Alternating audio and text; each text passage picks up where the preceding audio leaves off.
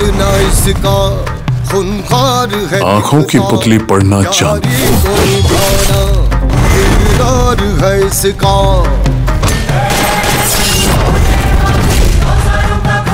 इसमें 24 घंटे नजर रखना। आएगा भाई, क्या बात की रे? उसने कंप्लेंट वापस ले ली। गिड़गिड़ाया था साहब। আরো বিশ্বাসযোগ্যতা বজায় রাখার জন্য এই সিদ্ধান্তটা দরকার ছিল। এখন যদি খারাপ না সাজো, পরে যখন প্রায়শ্চিত্তের নাটকটা করবে তখন তো কারোর ভরসা পাবে না। তাই জন্যই তো গুরুদেবকে শিখিয়ে পড়িয়ে এখানে নিয়ে এসেছি। কয়েকটা কথা ভালো করে মাথায় রাখতে হবে। এই যে এ হচ্ছে মালবিকা। ও কয়েকবার কুকীর্তি করতে গিয়ে রক্তিমের কাছে ধরা পড়েছিল। প্রথমে ক্ষমা করেছিল রক্তিম, কিন্তু পরবর্তীকালে ক্ষমা করতে চায়নি। একবার বাড়ি থেকে তাড়িয়ে দিতে যাচ্ছিল, আবার পুলিশে ধরিয়েও দিতে যাচ্ছিল। এই কথাগুলো কায়দা করে ব্যবহার করতে হবে, ঠিক আছে? আর হ্যাঁ, ওর ছোট বোন হচ্ছে অদিতি। ও অনেকদিন অসুস্থ ছিল, সব ভুলে গেছিল আর কি।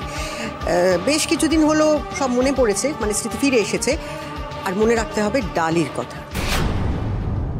ও ছেলেবেলায় ওর বাবা মাকে হারিয়েছে, বাবার স্মৃতি নেই বললেই চলে। ওর মা যে বাড়িতে কাজ করতো সেই বাড়িতেও বড় হয়েছে। আর ও যাকে দিদি বলে, জুন, সে হচ্ছে ওই বাড়ির মালিকের মেয়ে, যাকে ডালি ভালো বাবা বলে। দেখুন, যাকে শায়েস্তা করতে আমাকে নিয়ে যাচ্ছেন তার সম্বন্ধে যদি একটু বেশি খবর জানা থাকে, তবে তো আমি বড় কিছু একটা করতে পারবো, যাতে মানুষ আমার দৈব ক্ষমতা অস্বীকার করতে না পারে। না, তেমন কিছু। এক মিনিট, আচ্ছা, তুমি তেমন কারোর খবর জানো, মানে যে ডালির সম্পর্কে খবর দিতে পারবে? ভাবো। হ্যাঁ হ্যাঁ, একজন আছে যার কাছ থেকে আমি খোঁজ নিয়ে সবটা জানতে পারি। এক মিনিট।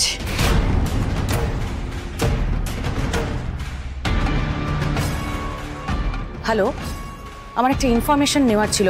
আচ্ছা, আমায় বলতে পারো ডালির কোনো বিষয়ে দুর্বলতা আছে? তুমি জানো কিছু? মানে ধরো এই অ্যালার্জি বা এমন কিছু, এরকম ধরনের কিছু, যাতে ওর শরীর খারাপ। ও বেশ। আচ্ছা শোনো, ডালির ডাস্টে অ্যালার্জি আছে, মানে ধুলোর চোখে মুখে গেলে ওর কাশতে শুরু করে, ওর শরীর খারাপ হয়ে যায়। ব্যাস, এতেই হবে। অনু, এবার আমি পুজোয় বসবো, কিন্তু তার আগে এই বাড়ির ওপরে যে অমঙ্গলের ছায়া আছে তাকে আমি চিনে নিতে চাই।